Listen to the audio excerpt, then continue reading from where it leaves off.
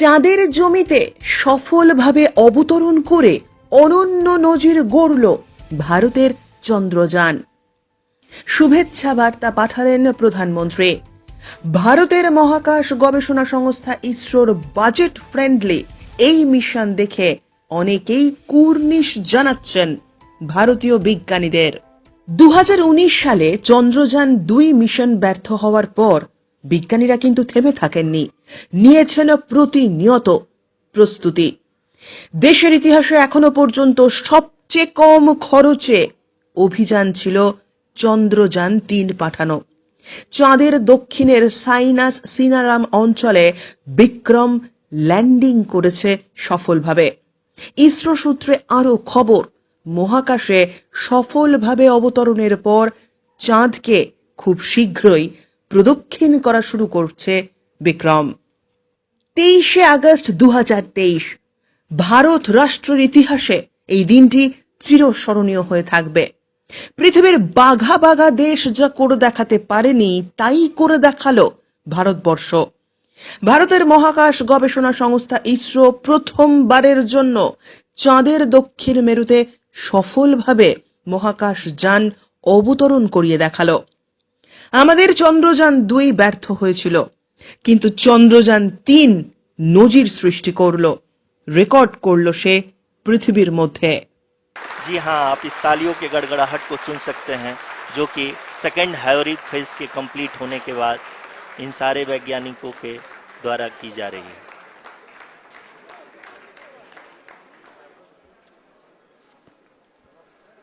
We can see the Honorable Prime Minister, Shri Narendra Modi ji, who is here to encourage us, and he is critically looking at the visuals.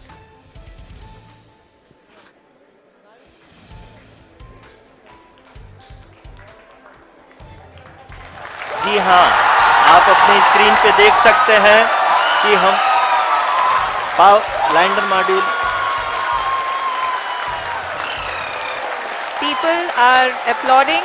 Let lander us all module wait to hear from the Secretary Department of Space and Chairman ISRO, Shri S. Somnath. Lander module पूरी तरह से safely और softly चंद्रमा के सतह पे land हो चुका है। ये हम लोगों के लिए बहुत ही गर्व की बात है। हिंदी में एक कहावत है कि चंदा मामा दूर के, लेकिन अब हम ये कह सकते हैं कि चंदा मामा अपने घर के। बहुत ही उम्दा. The hard work of the entire ISRO community has come to fruition.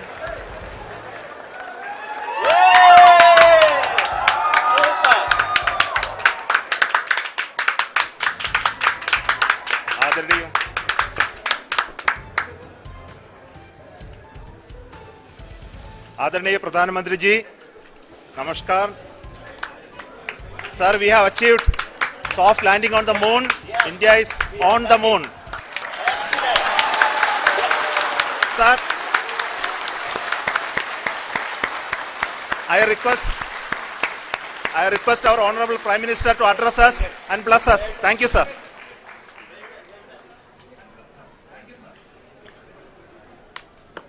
मेरे प्यारे परिवारजनों,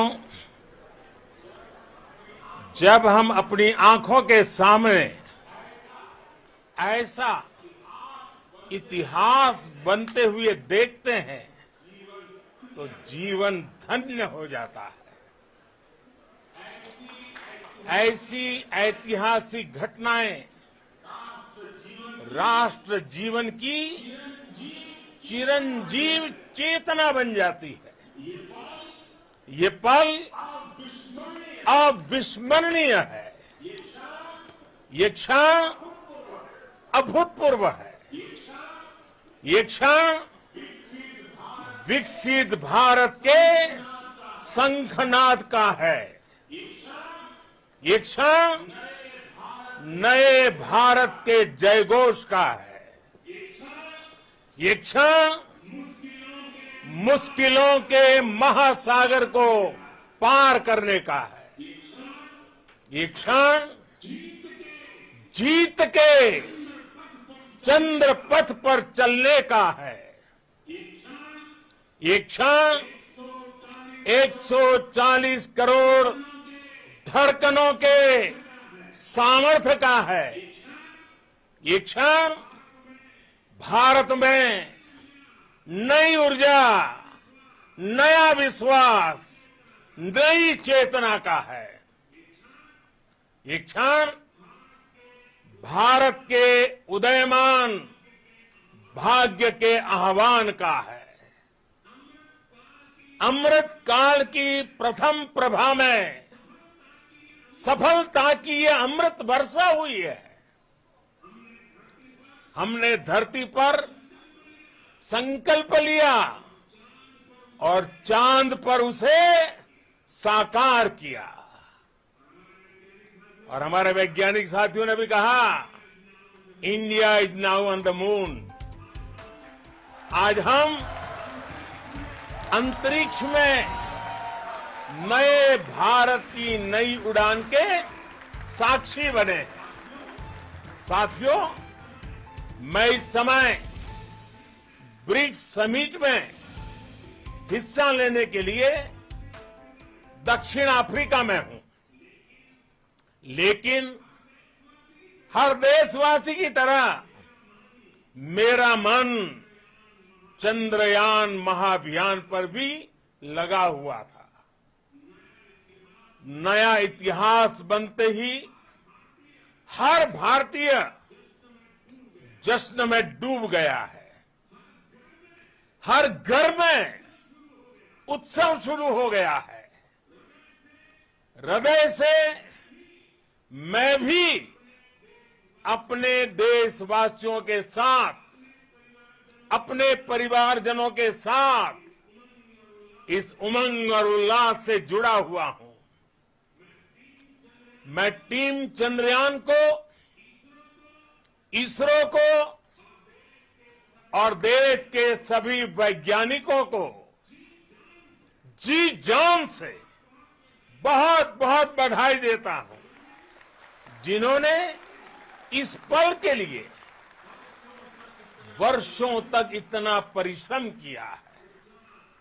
उत्साह, उमंग, आनंद और भावुकता से भरे इस अद्भुत पल के लिए मैं 140 करोड़ देशवासियों को भी कोटि कोटि बधाइयां देता हूं। मेरे परिवारजनों, हमारे वैज्ञानिकों के परिश्रम और प्रतिभा से भारत चंद्रमा के उस दक्षिणी ध्रुव पर पहुंचा है, जहां आज तक दुनिया का कोई भी देश नहीं पहुंच सका। अब आज के बाद से चांद से जुड़े मिथक बदल जाएंगे,